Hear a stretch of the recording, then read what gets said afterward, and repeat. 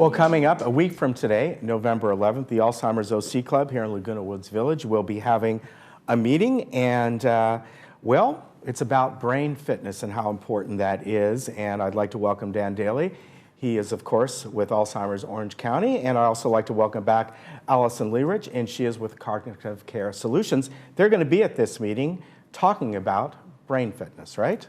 Yes, we'll be there next Monday talking about brain fitness and providing education about keeping your brain as strong as possible. Long as possible. And that is very important, right, Dan? We've talked about it Absolutely. over the years. I must say that Allison and her company have been very strong partners of Alzheimer's Orange County. Thank you. And she's been a frequent guest at the Alzheimer's Club meetings. So the benefits of brain health and brain exercises she's going to go into during the meeting, and she'll give you a little overview today. Yeah, and Allison, I know that you know, over the years when it comes to with early Alzheimer's, often one of the main things that sort of fades first is recent memory. Like you might go, "Oh, where did you go yesterday? Gee, I don't remember," or "I'm trying to figure that out." And a lot of times, long-term memory is the last. You know, that'll stick around a little bit longer. So the important thing is keeping your brain as active as possible by a number of different means, right? Exactly, Ken. At the Florence Sylvester Center here in Laguna Woods, I've been providing classes there for about 4 years almost. And when we started, there was about 15 to 20 people in the class, and now we're up to about 40. Wow. And so folks here are really looking forward to learning about brain health and what we can do to keep our brain stronger for longer. And what are some of the things that can be done? We do brain exercises that exercise different parts of our brain. So we exercise, like you said, for short-term memory, long-term memory, visual spatial exercises, logic and reasoning, and attention and language. Because, like you said, short-term memory, we tend to see that first, losses of impairment, and then also language.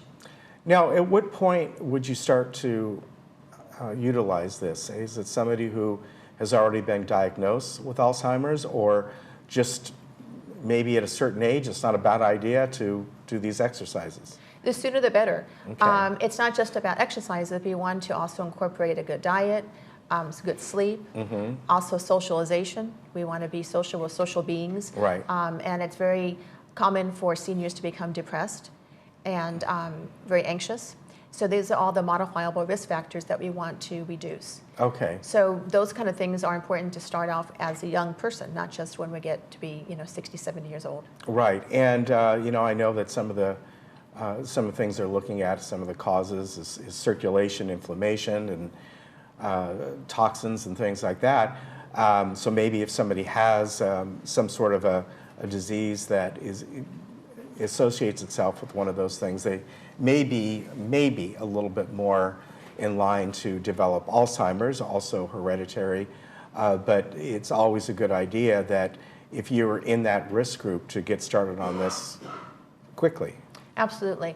And really what I recommend often is that a person goes to see their medical doctor first and rule out any type of medical issues that they might be having. Right. And then we start with the cognitive exercise. And like I said, I provide classes all over the community, and I also have my program that's Cognitive Care Solutions, where we see clients once a week for an hour, and we work on the different modifiable risk factors. Yeah, very good. Now, Dan, you've been involved with this for many years, and you've seen some innovations like this take place, really an understanding more and more about what Alzheimer's is, what causes it, and catching it early at this point. So right now we don't have a way to totally prevent it, but there are certain methods around to maybe alleviate it for as long as possible, right? Yeah, early detection is key, whether it be heart disease or brain health. It's very, very important with dementia.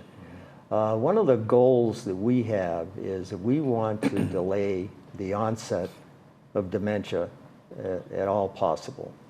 And programs like Allison has, and any kind of diet, exercise, socialization, increased activity is going to help a great deal. Right.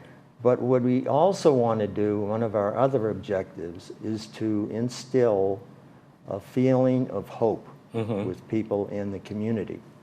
Now, right today, between the public and the private research funding, it's at an all-time high. So what that means is that we're going to have an influx and an increase in the number of scientists who are going to enter the field, and they will bring new, fresh ideas. For an example, we have over a minimum of 162 natural compounds being used in social and also clinical studies, which is very important. We also have a focus now, it's expanded from amyloid into the areas of the role of inflammation, neuroprotection, and regenerative medicine. And that's to name a few. Yeah. So there are a lot of areas out there that research is not standing still. Right, right. So the bottom line is, this is where a cure is going to be derived. And the old adage, you know, the best and the brightest between the companies and the government, and there has to be a collaborative effort. That's where we're going to find this cure. Right. And I keep saying over and over again, it was over 50 years ago we put a man on the moon. If we can do that collaboratively, we can find a cure for this. Right. But in the meantime, all of these programs, like Allison has described, they're all very, very beneficial to the community. Yes, they are. And you brought along a couple charts here. And in this first one, it's our band's result tracking. So tell us what this is and what we're looking at here. Sure. So this is called an R-bands result tracking test. And what we do when we see patients on an individual basis, we try to track their progress. And so this tracks both short-term, visual, spatial, language, attention, and long-term memory. And the hope is that over a period of time, we're going to see positive results. And for instance, in this gentleman, he worked with us for about 3 months, and you can see what great strides he made with language alone. Visual, spatial, he stayed about the same, which we're happy about because that means that there's no delay. And he also improved in long-term memory as well as short-term. Very good. And this is, you know, just one way that can help people out and see what their progress is. And you know, as this chart shows, people might have more progress in one area than the other. It just really depends. But again, it's catching it early. Absolutely. And like Dan says, we really want to instill hope in people because even though the diagnosis of dementia is devastating, there's still things that we can do to make our quality of life improved. Yeah, and that's the main point. Not only for the person themselves, but obviously those around them. Because it can get to the point where the person who has the Alzheimer's and is at a certain stage, they may at that point not even be aware of their own problems and what's going on beyond them, but those loved ones are the ones who are now really are dealing with it a lot in a day-to-day effort. Absolutely. Yeah. Oh, the impact on the families is unbelievable. Yeah. I mean, you have families that have to sacrifice, they have to compromise, they have to change their lifestyle to accommodate that loved one. And it's just a tough road to go down. All right, well, that next meeting of the Alzheimer's OC Club, that's going to be a week from today. That is a Monday, November 11th at 10 o'clock. And you are all welcome to go. And really, you do these usually once a month, am I right, these meetings? Yes. Or pretty close to it? Yes. And you get a lot of good benefits from it, a lot of good information, even if you're not affected by this. It's an educational process. Yeah. Another step in learning more about it. And this way you can manage it better when it does hit home. Right. It'll be at the Performing Arts Center. All right. And adapt to it. We'll be providing, as usual, a very healthy refreshment. All right. Very good. We'll be right back.